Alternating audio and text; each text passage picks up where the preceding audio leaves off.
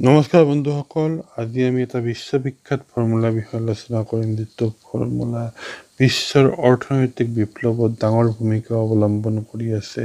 প্ৰত্যেকজন ব্যক্তিয়ে এই ফৰ্মুলাটো জনাটো খুব প্ৰয়োজন, কিয়নো এই ফৰ্মুলাত লুকাই আছে ধনী হোৱাৰ আচল ৰহস্য।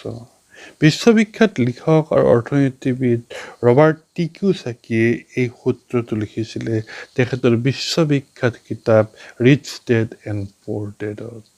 এই কিতাপখন আটাইতকৈ চৰ্চিত আৰু বিক্ৰী হোৱা কিতাপ। আজিলৈকে এই কিতাপখনৰ ৰেকৰ্ড কোনো কিতাপে ভাঙিব পৰা নাই। এই পৃথিৱীত 700 কৰোৰ প্লাছ মানুহ আছে যিয়ে ইনকাম কৰে, আৰু 4 প্ৰকাৰে ইনকাম কৰে। সেই 4 প্ৰকাৰ হৈছে ESBI।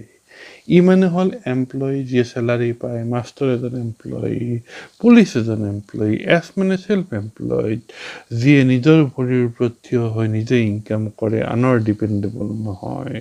ডক্টৰ এজন চেল্ফ এমপ্লয়ড, চাৰ্টাৰ একাউণ্টেণ্ট এজন চেল্ফ এমপ্লয়ড, উকিল এজন চেল্ফ এমপ্লয়ড। বি মানে হ'ল বিগ বিজনেছমেন যিয়ে হাজাৰ হাজাৰ কৰ্মচাৰীক লগত লৈ তাৰ কামটো আগবঢ়ায়, যিয়ে ডাঙৰ ডাঙৰ ইণ্ডাষ্ট্ৰী চলায়, তাক বিগ বিজনেছমেন বোলে। আই মানে হ'ল ইনভেষ্টৰ যিয়ে বহুত কোম্পানীত হাজাৰ হাজাৰ কৰোৰ টকা লগাই থৈছে, তাক কয় ইনভেষ্টৰ। ৰবাৰ্ট কিয়োছাকিয়ে এমপ্লয়ী আৰু চেল্ফ এমপ্লয়ডক লেফ্ট ছাইডে ৰাখিছিলে আৰু বিগ বিজনেছমেন আৰু ইনভেষ্টৰক ৰাইট ছাইডে ৰাখিছিলে, আৰু কৈছিলে দিনৰ 24 ঘণ্টা এমপ্লয়ী আৰু চেল্ফ এমপ্লয়ডো পায়, বিগ বিজনেছমেন আৰু ইনভেষ্টৰো 24 ঘণ্টা পায়।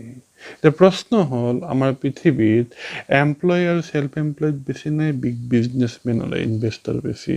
নিশ্চয় এমপ্লয়ী আৰু চেল্ফ এমপ্লয়ড। ৰবাৰ্ট কিয়োছাকিয়ে সেই কথাকে কৈছিলে, এই পৃথিৱীত 95% মানুহ এমপ্লয়ী আৰু চেল্ফ এমপ্লয়ড, আৰু বিগ বিজনেছমেন আৰু ইনভেষ্টৰ অনলি 5%।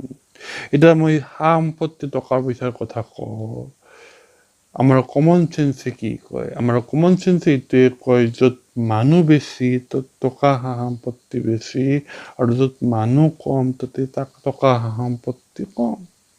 কিন্তু ৰবাৰ্ট কিয়োছাকিয়ে সম্পূৰ্ণ ওলোটা কথা কৈছিলে। তেখেতে কৈছিলে এমপ্লয়ী আৰু চেল্ফ এমপ্লয়ড য'ত অধিকাংশ মানুহ আছে, 95% মানুহ আছে, সিহঁতৰ লগত ৱৰ্ল্ডৰ মাত্ৰ 5% টকা সম্পত্তি আছে।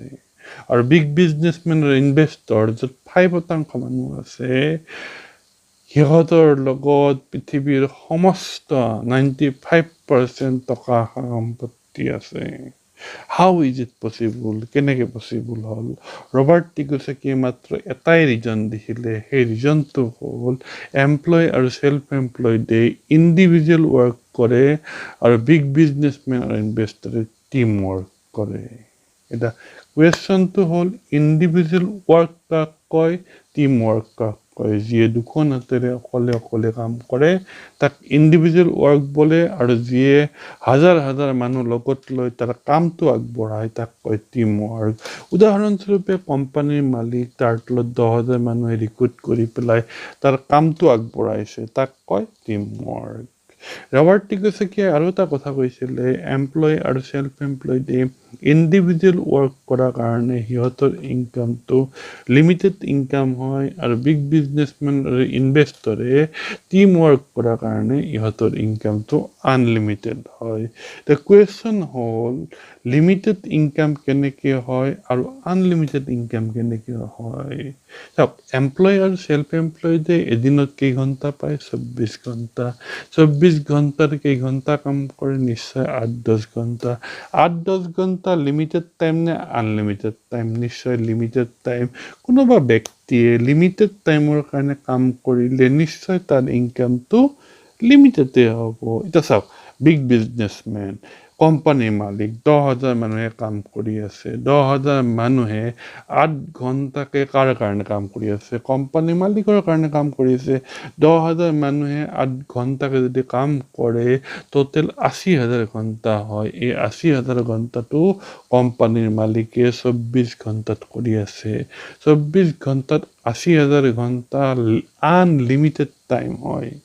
আৰু কোনোবা ব্যক্তি এজনে যদি আনলিমিটেড টাইমৰ কাৰণে কাম কৰে তে তাৰ ইনকামটো আনলিমিটেড ইনকাম হ'ব। এতিয়া মোৰ কুৱেশ্যনটো হ'ল আপুনি লিমিটেড ইনকাম বিচাৰে নে আনলিমিটেড ইনকাম বিচাৰে? নিশ্চয় প্ৰত্যেকজন ব্যক্তিয়ে আনলিমিটেড ইনকামে বিচাৰিব, কিন্তু আপোনাক যদি আনলিমিটেড ইনকাম লাগে তে আপুনি আপোনাৰ তলত হাজাৰজন মানুহ কাম কৰাব লাগিব। ৰবাৰ্ট কিয়ছাকি আৰু এটা কথা কৈছিলে, এমপ্লয় আৰু চেল্ফ এমপ্লয়ডে ইণ্ডিভিজুৱেল ৱৰ্ক কৰাৰ কাৰণে সিহঁতৰ ইনকামটো এক্টিভ ইনকাম হয়, আৰু বিগ বিজনেছমেন আৰু ইনভেষ্টৰে টিম ৱৰ্ক কৰাৰ কাৰণে ইহঁতৰ ইনকামটো পেচিভ ইনকাম হয়। এতিয়া কুৱেশ্যন হ'ল এক্টিভ ইনকাম কাক কয়, পেচিভ ইনকাম কাক কয়?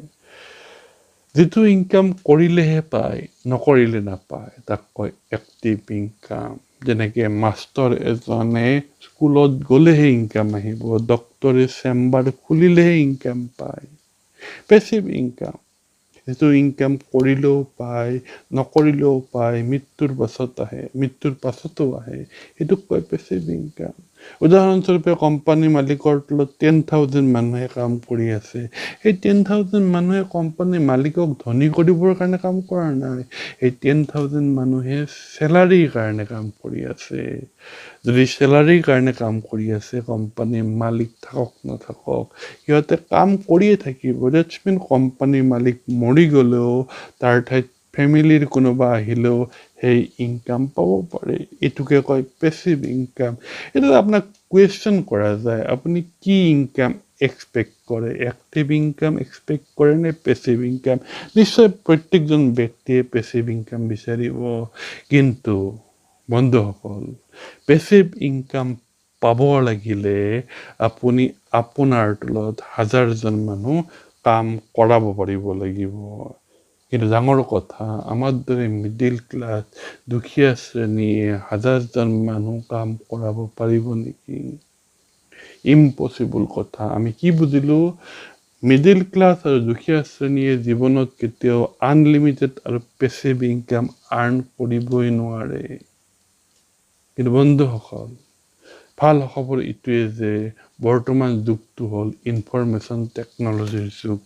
Information technology has created direct selling marketing, আৰু এই ডাইৰেক্ট চেলিং মাৰ্কেটিঙৰ থ্ৰুৱেদি এজন সাধাৰণ মিডিল ক্লাছ দুখীয়া শ্ৰেণীয়েও তাৰ তলত হাজাৰজন নহয় লাখজন মানুহ কাম কৰাই আনলিমিটেড ইনকাম আৰু পেচিভ ইনকাম আৰ্ণ কৰিব পাৰে।